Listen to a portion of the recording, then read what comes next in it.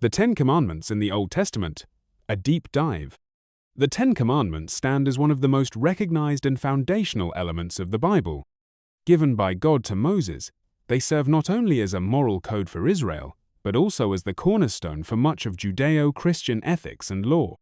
But the commandments are not just found in one place, they are echoed, expanded upon, and reiterated in various forms throughout the Old Testament. Let's take a journey through where the Ten Commandments appear, what context surrounds them, and how Israel's relationship with these laws unfolds over time. 1. The first giving. Exodus 20, 1-17. The most well-known version of the Ten Commandments is found in Exodus chapter 20. After delivering Israel from Egypt, God brings them to Mount Sinai, where he establishes a covenant with his people. Exodus 20, 1-17. The Commandments. God speaks directly to the people, and here he lays down the Ten Commandments. 1. No other gods before me. 2. No idols or graven images. 3. Do not misuse the name of the Lord. 4. Remember the Sabbath day and keep it holy. 5. Honor your father and mother. 6. Do not murder. 7. Do not commit adultery. 8. Do not steal. 9. Do not bear false witness. 10. Do not covet anything that belongs to your neighbor. These commandments are heard by all the people as thunder, lightning, and a thick cloud cover Mount Sinai. The people tremble and beg Moses to speak to them instead of God, fearing for their lives. Context: covenant, fear. This moment marks the formal covenant between God and Israel. The Ten Commandments are not just rules. They are declarations of relationship, God declaring who he is and how his people should live. 2. The stone tablets. Exodus 24, 31. After the verbal delivery, in Exodus 24, 12, God calls Moses back up the mountain to give him the stone tablets. Come up to me on the mountain and be there, and I will give you tablets of stone and the law and commandments which I have written, that you may teach them. Exodus 24, 12. In Exodus 31, 18, we read, When the Lord finished speaking to Moses on Mount Sinai, he gave him the 2 tablets of the covenant law, the tablets of stone inscribed by the finger of God. 3. The golden calf, the broken tablets. Exodus 32. While Moses is on the mountain, the people grow impatient and create a golden calf, calling it their God. Moses, seeing the idolatry, breaks the tablets in righteous anger. Exodus 32, 19. This is crucial. The breaking of the tablets symbolizes the breaking of the covenant. 4. The second giving. Exodus 34. God, in his mercy, renews the covenant. In Exodus 34, he instructs Moses to carve out 2 new tablets, and once again God writes the commandments. And he wrote on the tablets the words of the covenant, the Ten Commandments. Exodus 34, 28.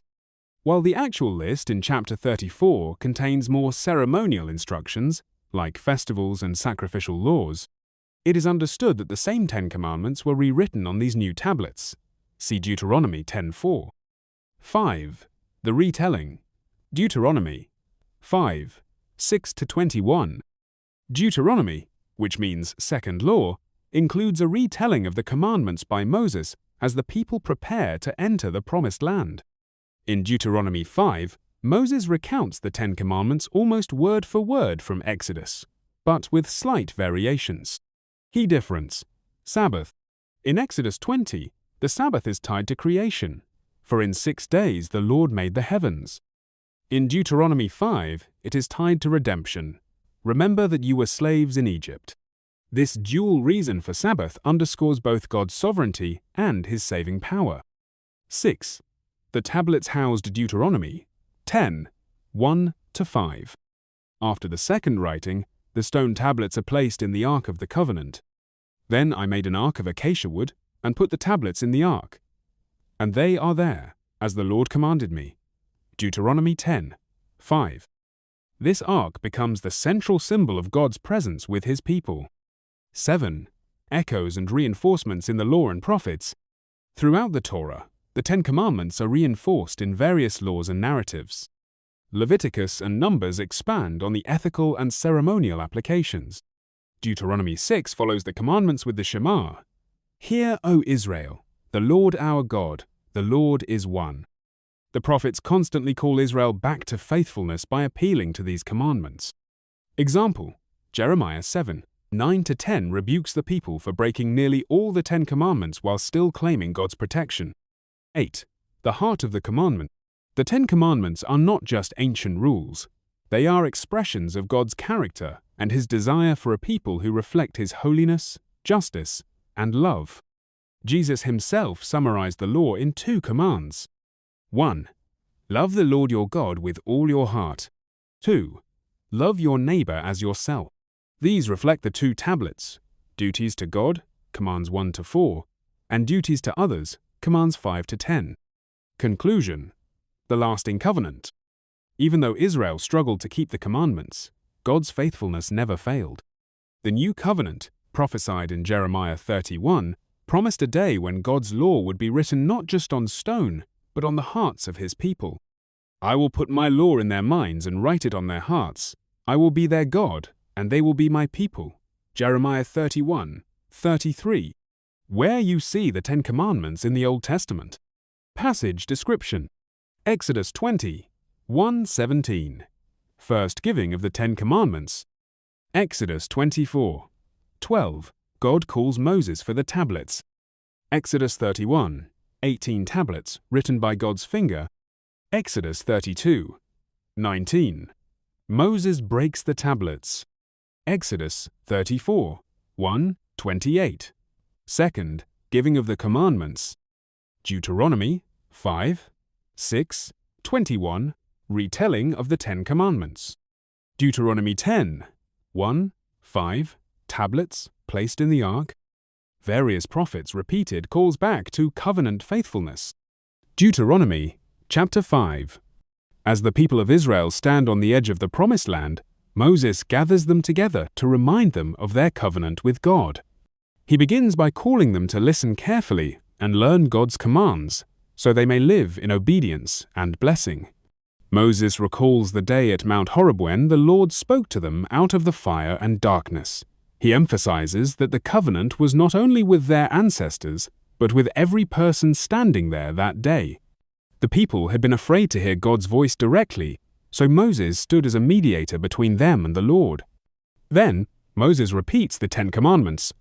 I am the Lord your God, who brought you out of Egypt, out of the land of slavery. 1. You shall have no other gods before me.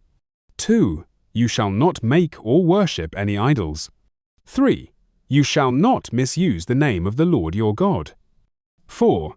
Observe the Sabbath day and keep it holy just as the Lord commanded. 5. Honor your father and mother so you may live long and well. 6. You shall not murder. 7. You shall not commit adultery. 8. You shall not steal. 9. You shall not give false testimony. 10. You shall not covet your neighbor's wife or anything that belongs to your neighbor. Moses reminds them that these commandments were spoken by God with a mighty voice from the fire, and he added nothing more. Then he wrote them on 2 stone tablets and gave them to Moses. The people, overwhelmed by the majesty and holiness of God, had pleaded with Moses to speak to God for them, fearing that hearing God's voice again would lead to their death. God heard their request and affirmed their hearts, saying, "Oh, that their hearts would be inclined to fear me and keep all my commands always, so that it might go well with them and their children forever." The chapter closes with Moses urging the people to walk in obedience, to follow the path God has laid out, and to not turn aside to the right or the left. If they keep these commands, they will live well, enjoy long life, and prosper in the land God is giving them.